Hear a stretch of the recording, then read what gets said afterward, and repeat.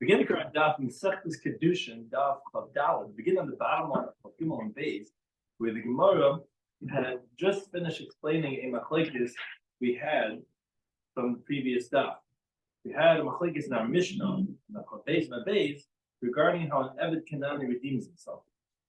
And we explained in great detail exactly the specifics of that machlekes. But the simple wording was that when he wants to redeem himself through money, that's one of the ways that we can go free. The mayor had said by kesef was al de'acherun and b'shtar al de'atzmai. Some said sounding like the exact opposite. By kesef al de'atzmai b'shtar de'acherun. So the Gemara will now ask a contradiction on their opinions regarding this halacha of kesef that you got from other people, which the Gemara had just finished explaining that the machlekes between the mayor and the Rabbanon is this idea with three different ways of interpreting it. But when someone else gives money to the Eved so that he can go ahead and redeem himself, do we say that okay, it's the Eved, it's not the other, and therefore you can use it to redeem? So we say no, and you can't give him money to redeem himself. Therefore, it has to be al de'acherun, and it cannot be al de'atzmai. That's how we finished explaining, and that's the machlekes the mayor and the chachamim.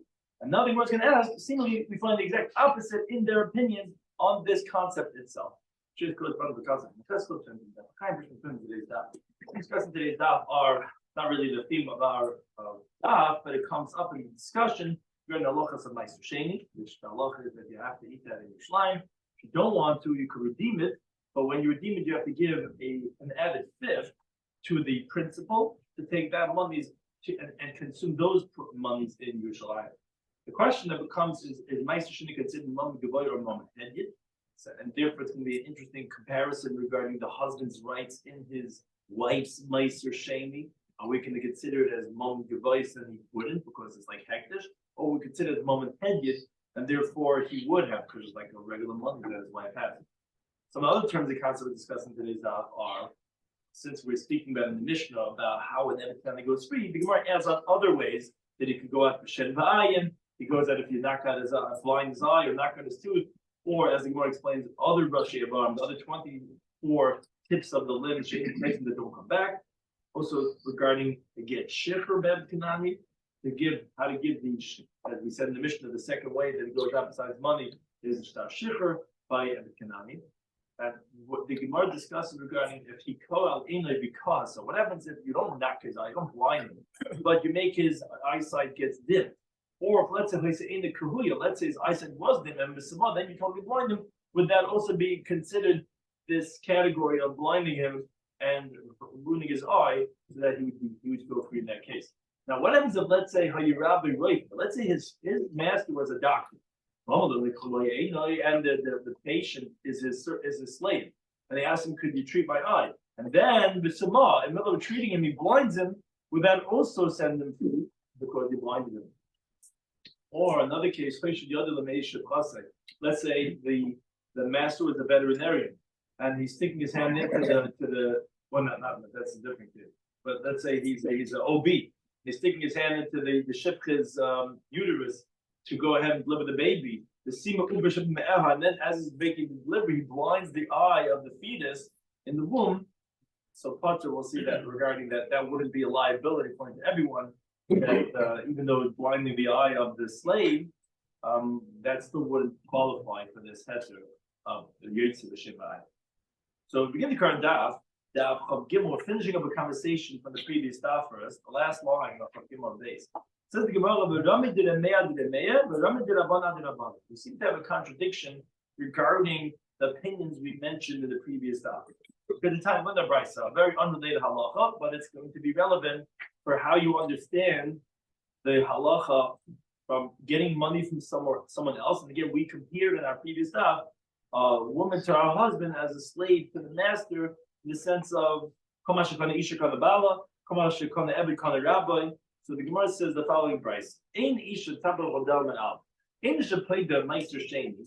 a woman cannot redeem the second type, which you could redeem Meiser Sheni, but she cannot redeem it without adding on a fifth. So Gemara assumes right now we're talking about the Meiser Sheni, which is from our husband's field, which She herself is like her husband, because no ishtik gufay, and therefore it's considered mimaisroi, as we're going to continue to explain. The halach is when you redeem your own meiser, you have to add on a fifth. Someone else does it, you don't have to. But when your own meiser, you want to redeem, you have to add a fifth. So when she goes and does this pidyon, she's just like her husband, she has to add the fifth. Shimon Lazar, he says, no. Isha paid the meiser sheni. A woman could redeem the meiser sheni without adding on a fifth, because it's not hers, and you don't add on a fifth. On the pidyon, the meiser is so hectic only if you're the owner, and she's not the owner, so she would not have to add on. That's a machlekes of the Bryce. Fine. End of Bryce. Now we're going to bring it to the relevancy of our previous stuff. It says, what is this case talking about? If it's the husband's money and it's the husband's meiser, so she's doing the agency for her husband. What would be the reason of the one who says that she can redeem without a chaymesh? It's obviously the owner who's doing it, just with a shliach, which is what she no less than a shliach. Okay, what are you going to say? No. It's her own money. How does a woman have her own money? That's because what's called nechsi malog. She has certain things the husband could use, but it's her own money. Okay. Well, meiser the day, and it's the husband's meiser from his field. The problem is ish. It says the Torah says ish mi meiser. A man from his meiser, when he redeems it, the Torah tells he has to add him a fifth. V'loi isha, and not a woman from her husband's meiser. Because a woman is like someone else, because it's her own money. It's not doing the shlichus of her husband. So what would be the reasoning of the one who says that you require a fifth? She's not the husband, and she's not even a shlich because she's using her own money. Must be the following case. And the Gemara is like proving if this is the case, then this is going to be the contradiction from the previous Daf. The case must be talking about that it's not her own money, neither could it be the husband's money. Either one, you're stuck. Must be something in the middle. The akniyam achraman. Someone else was transferring funds to her in the value of 100 dinar. He tells to the wife, I'm giving you this funds into your bank account on the condition that you use it to redeem your husband's meiser. Meaning that you should be like a different person to redeem it without a chaymesh. Rabban held that when he tells her, be kind, that moment, husband's kind. When he then tells her almanas to go redeem it, it's too late. So therefore, it's like the husband's money, and therefore she's doing the shlichus of her husband, and therefore that does qualify for ish b'maisroi, and then you have to give the tip. According to the mayor, no, that the whole reason why this guy's giving it to her was only for the purpose to be like a different person to redeem without a chaymesh, and therefore you don't have to add on the chaymesh. Okay, that's what it sounds like it has to be told about. The problem is the ibku sheman law. That's the exact opposite of what we said in the previous Daf, explained the halakha of our Mishnah. Here we're saying that according to the mayor, that it becomes hers. It's not the husband's. In our Mishnah, the mayor said that no, the kesef has to be ayachayim, not through the Evid. And we explained what's the case talking about when someone's marking it to the Evid. Wait a second, the mayor is saying over here that works. And our Mishnah is saying it doesn't work. Therefore, you can't give it on the atzma, even though on the atzma means someone else doing amanas. It has to be someone else doing it. So, but here he says it does. And the Rabbanan are the exact opposite too. In our Mishnah, they say, no, on the atzma kesef works. Yes, it must be marketing. And here they're saying that doesn't work. Because here they're saying that, no, you have to add on the fifth. Why? The guy's giving, doesn't make a difference. The moment you get it, the husband's kindness. So this is the exact opposite, seemingly, of the halakha of Mishnah. So Mavai says the easy way out is you're right, you have to switch it around. Obviously the opinions got inverted, and you have to switch your name with Rabbanan because of how we see it from our Mishnah. Rabbanan says no, he says no, you don't have to turn it around. Why? Because you're misinterpreting the case of the Brisa.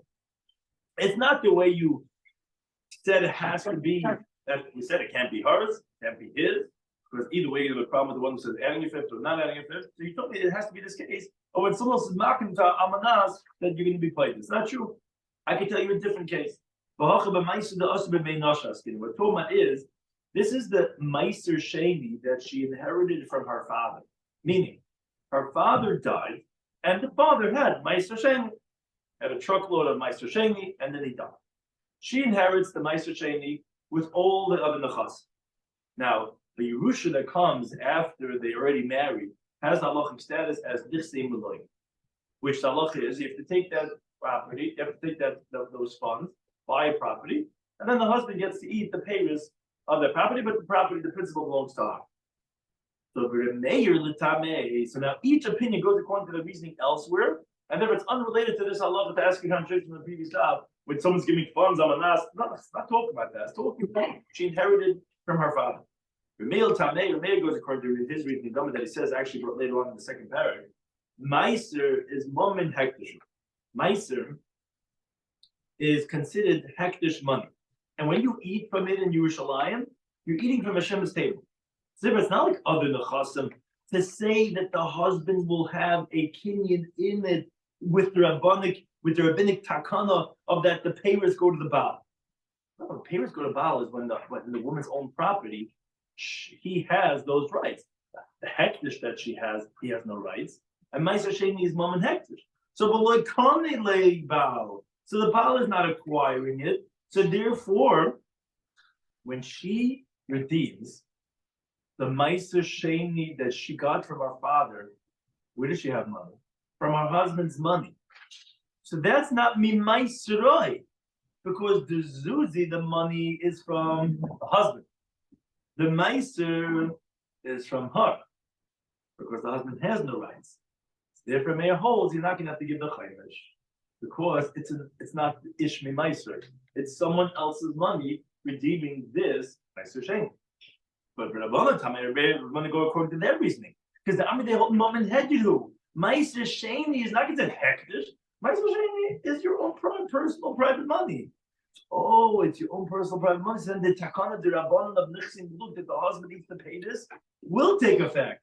Oh, so then bakana lebal. So then the husband does acquire the utility, like all of the nichsim look, and since she's redeeming the Meiser Sheni with her husband's money, so it's the husband's Meiser Sheni, and she's using his money. So then essentially she's just the shliach of the husband. Therefore, you have to give the chayim. So unrelated to the halacha previous stuff, it's not a contradiction. I'm not talking about a case that someone must have given to almanas, because we figured that's the only case. We said it couldn't be your money, it couldn't be his money. We couldn't understand either of the other opinions. Say no, it's a different halacha when she inherits from her father. Question is, will this be considered mixing the look for the husband to get his rights or not? Depending on the shitasa, if Meiser Sheni is mom and headed or mom and head. Now with that, we go back to the theme of our Mishnah of ways in which an Eved Kanani becomes free. We mentioned in the Mishnah regarding Kesef and Shtar. Those are two ways that an Eved Kanani can be kohen as Atzma. Now the Gemara continues and actually says, Tamla and Abraisa, there are other ways that the Eved goes free. One way is Yitzi B'Shin B'Ayin. He goes out with, if let's say, as the pasuk says, Chiyake Ish Ein Abdus Ein Hamasa B'Sheicha T'Lavav Sheshkan Tavas Einai. So it says there's a pasuk by the eye, and it says the two psukim that say that you go out if he knocks out his eye or knocks out his tooth, and also the tips of the organs. There's 24 of them, which is taught in the Masechtas Negoyim, and the Gemara brings it later on the next stuff in the Chafim and Aleph. She'inam chayzer, where if they are removed, like the eye and the tooth, that they don't come back. So to learn from a Mamet saying they're just like over there, that's the criterion. So to any tip of the organ that's not going to come back is going to send the Eved Kanani free. So the Gemara wonders, Bishlam Hashem Ba'ayin Kasibu, we understand, because we know these two, because these two have psukim. But how do we know regarding the halacha of the other limbs that the same halacha applies? The Gemara says, well, because it's similar to Shem Ba'ayin, which we make what's called a mamatzin, we compare. Shem Ba'ayin, just like the eye and the tooth. Mumin Sheba Galoi, they're revealed blemishes. You can see that the eye is out in the open and the tooth is also. They don't come back. I've called Mumin Sheba Galoi. Don't get any blemish that's revealed. It doesn't come back. It's going to have the halacha that sends every Kanani free. But why? The Iman actually, to the contrary, you should not be able to learn anything from Shem Ba'ayin, because the Iman have Shem Ba'ayin Kishnei Kisimabam Ke'echad. When you have two psukim saying the same idea, the halacha is you cannot learn out from them because you should have said one, and then you wouldn't learn that everything from that one. The fact that you're saying two that's saying the same idea must mean that even though it's the same idea, we need to tell you specifically another time, because to tell you each one needs a special heter, needs a special libud. So then if that's the case, so to the contrary, you should say that you cannot learn out anything from there. Says Gemara, it's not true because tzricha. You needed to say specifically shen v'ayin, because you could not learn that one from the other, and therefore they're not boin kef, not saying the same point, and then we could learn that from that. You're right, we would have said one plus, we would have learned that, but we needed to say both. Why?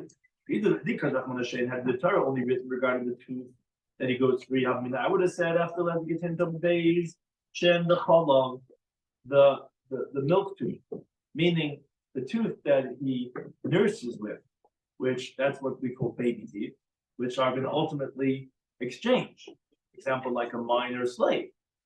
So I would have thought, so even that tooth, I would have thought if you knock out the tooth of that 6-year-old slave, you'd go free.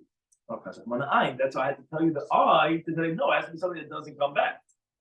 And because Rahman the ayin, had I only said the eye, I would have said, my ayin should never ima. The reason why the slave goes free is because the eye he's created with it.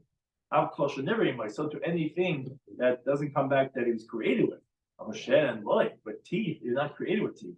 The baby comes without teeth. And therefore, I would have said that maybe if you knock at his tooth, that would not send them free. So tzricha, they have to say both shen and b'ayin.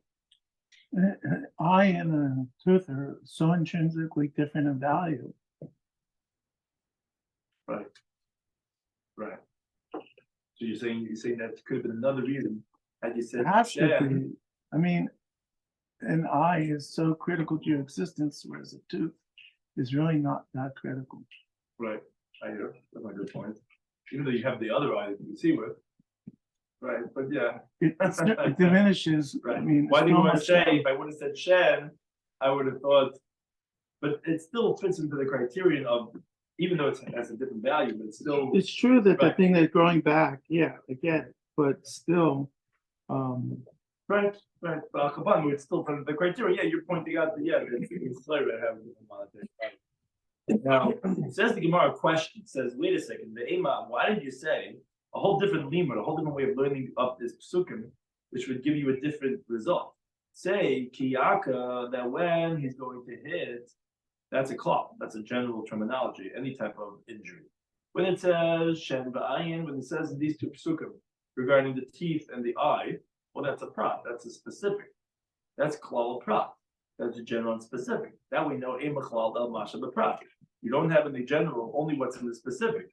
So maybe I should say shen v'ayin in, only the tooth and the eye, and but minach but nothing else. Because if you look at the theme that we're saying b'chiyaka, it's saying two specifics.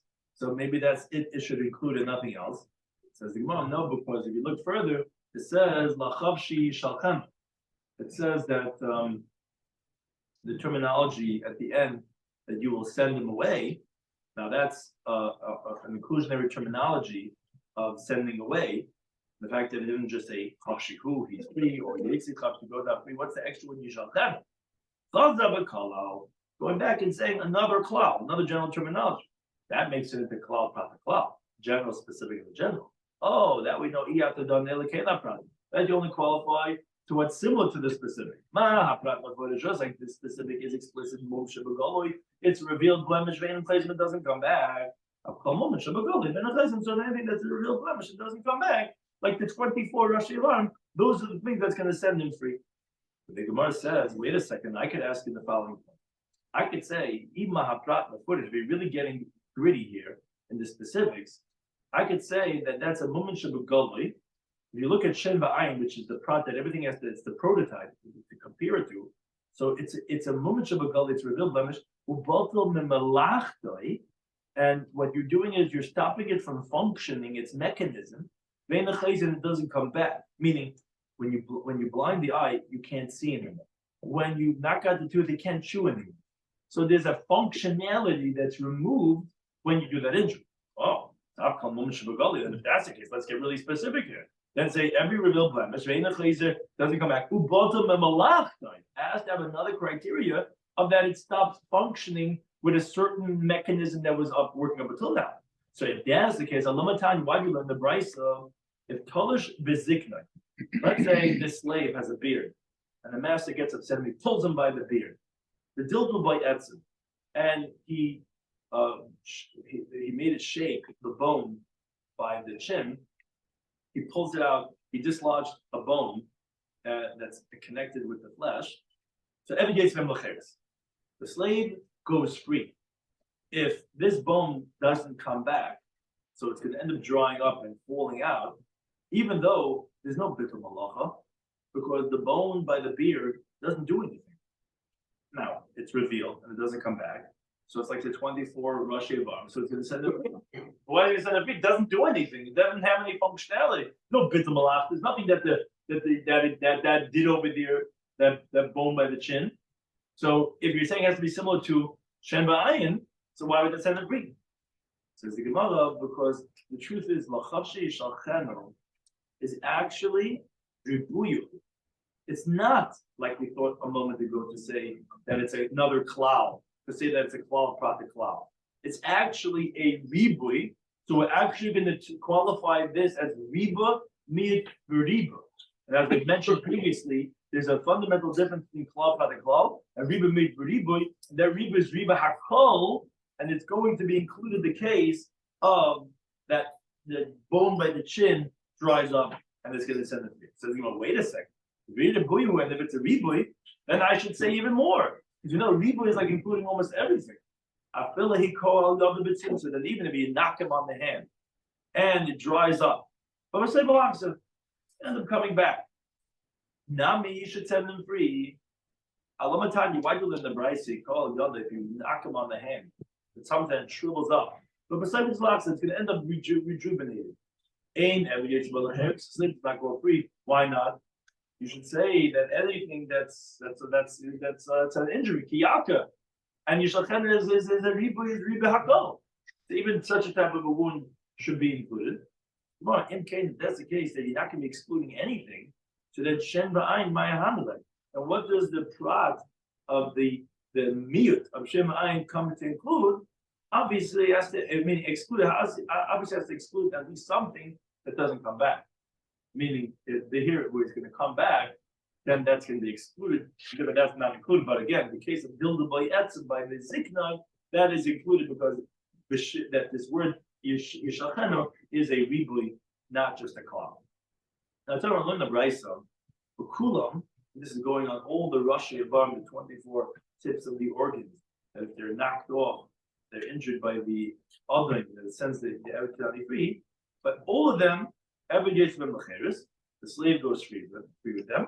But Sarah gets shiur, and you do need to get a document of emancipation to permit this Emkinani to marry a free woman, a regular Jewish woman. But that's the ribshit. Now, Remeir, this is many different opinions here, back and forth. Remeir says that actually in itself you don't have to get shiur. Rabbi Lazar in itself you do need to get shiur. Rabbi says in itself you don't need to get shiur. We keep on itself you do need to get shiur. Those who made a compromise in front of the sages, they said like this: Nidin dividend tarfin. It would appear the opinion of Tarfin says that you don't need to get shiur the shen ba'ayin. When you knock out his tooth or his eye, because those are written explicitly in the Torah. Shater zichsalai, the Torah merits it to him, so then you don't need to get shiur. The Rebbe Kiva, but it would appear the word Rebbe Kiva says you do need to get shiur, the sharavar, when he injures the other tips of the limbs, because since those cases are only a rabbinic penalty that sends them free. So the Gemara jumps in, knasu, it's a penalty. What I mean, we just said that we learned it out from Klal Prat Klal, we're dashing sukim. It's not a classic. And the rest of the Gemara, no, the reason why you need to get shiur, since it's only learned out from a drush, not written explicitly, we learned it out from a riba mit riba. So therefore, that's why by other Evarim, you need to get shiur. Shtaisa says, who cares that's a medrash chacham? Many goofy Torah are Taluim that only are learned out from a drasha. If you're learning from a drasha, we can say that doesn't have the biblical halacha. So he brings to Rabbeinu Tam. But the truth is, this get that the Kiva requires is only rabbinic, because we're concerned what's going to happen is that this master is going to find his former economic industry and say, "You're my slave." Why is he going to say you're my slave? Because not everyone knows medrash. They know that the tooth and the eye is a possibility to tell you go free. He says, "What I do to you? I only did this, and then you're a free man. You're my slave." Therefore, they institute a get shiur.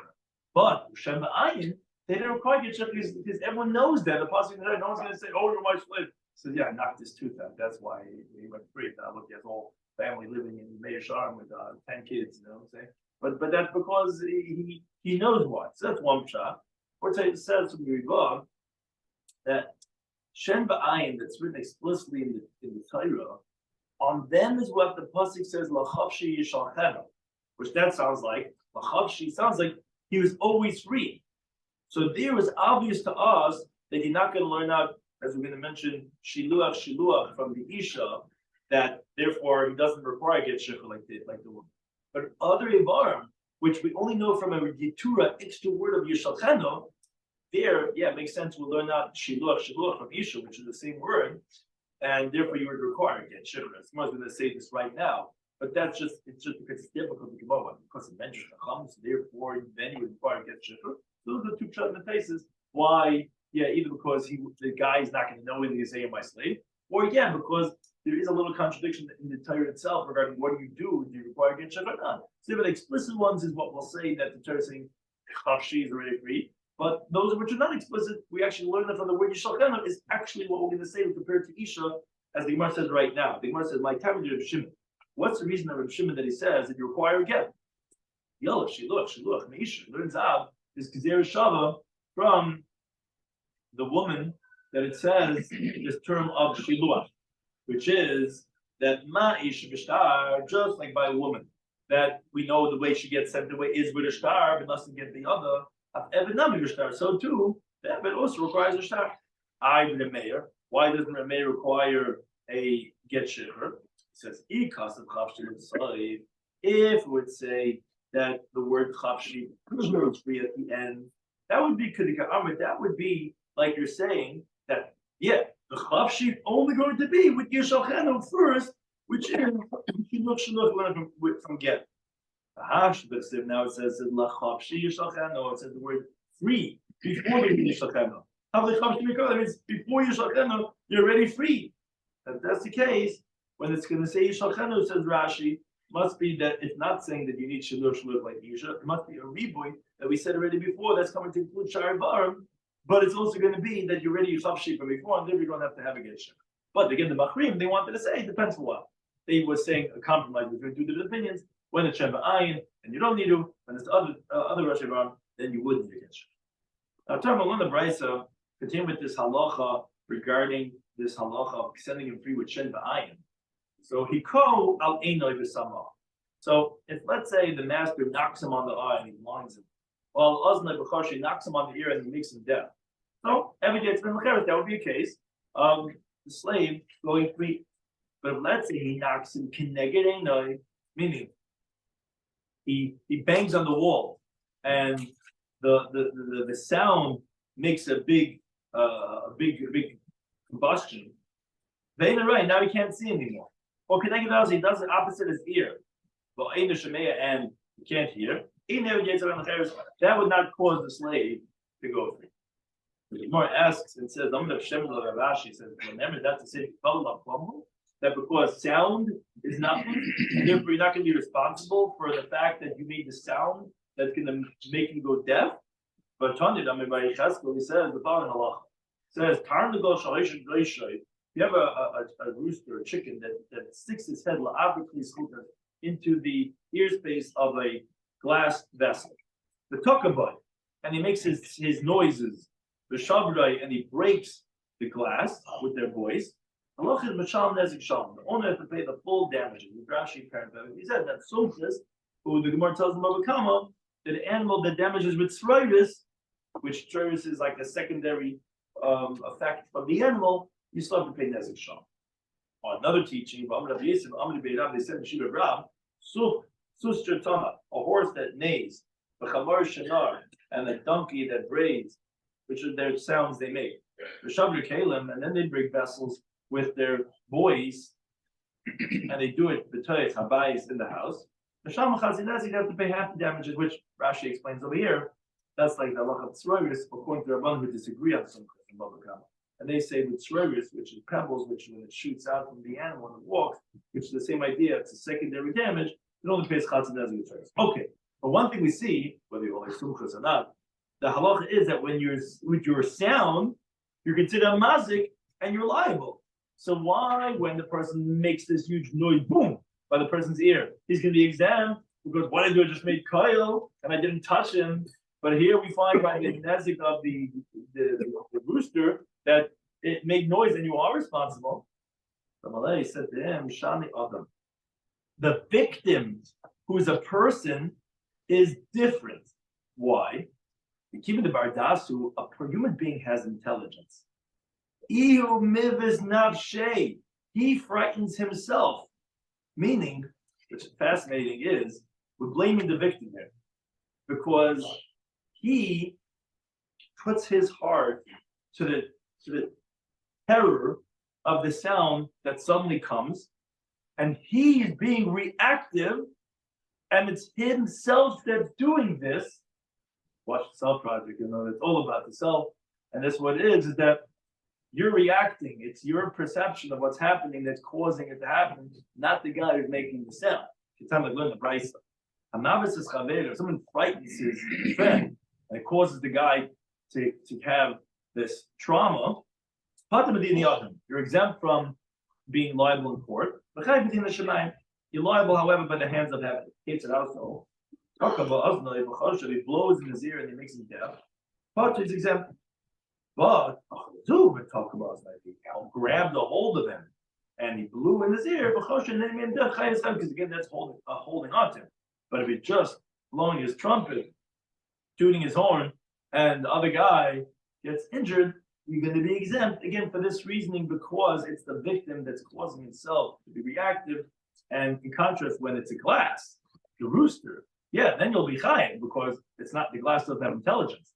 But when the person himself is being injured, it's his own personal mechanism that's reacting, and therefore it would be exempt.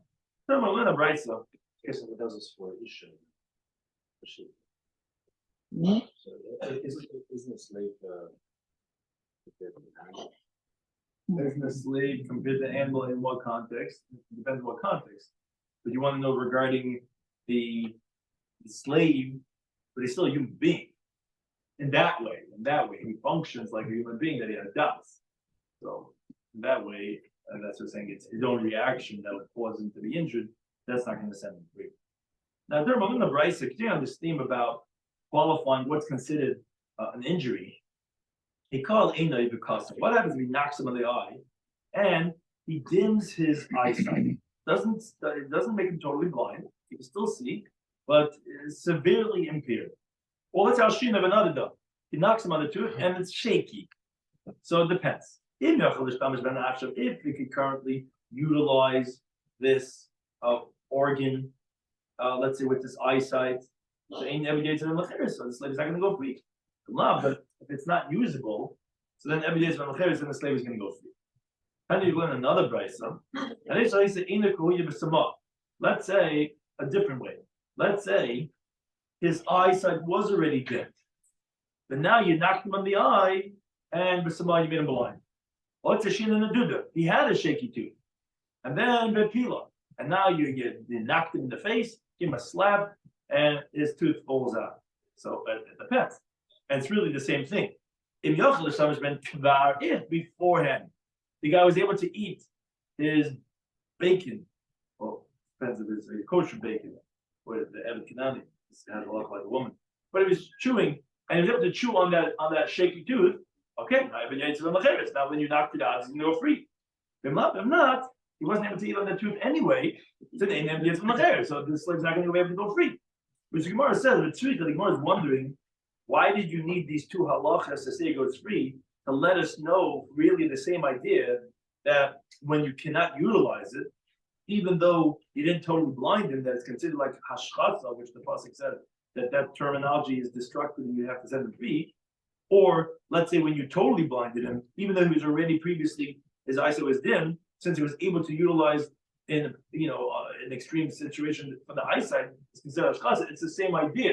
Why do you have to say it in both contexts? So the Gemara says no. The reason why I have to say it was because the Yeshman Hafkamaisa had only said the first halacha.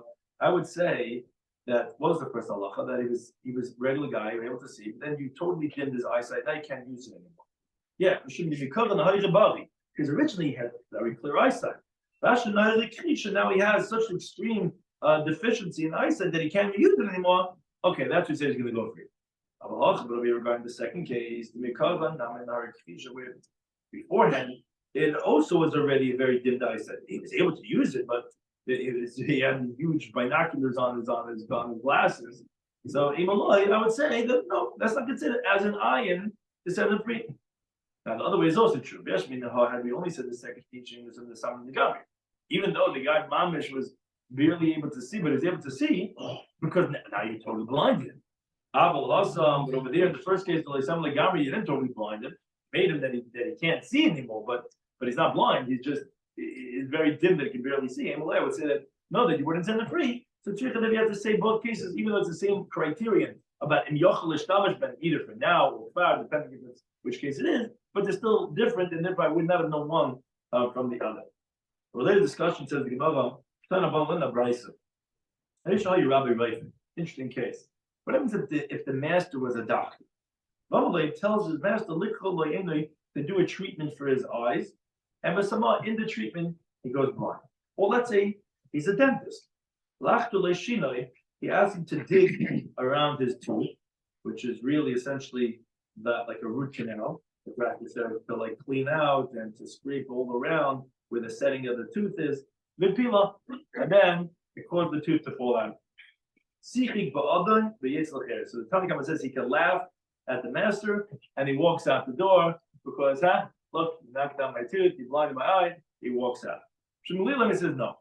The pasuk says v'shichasa, says v'yaka ishes ein abdi, if someone's gonna hit the eye of a slave, etc. They said v'shichasa.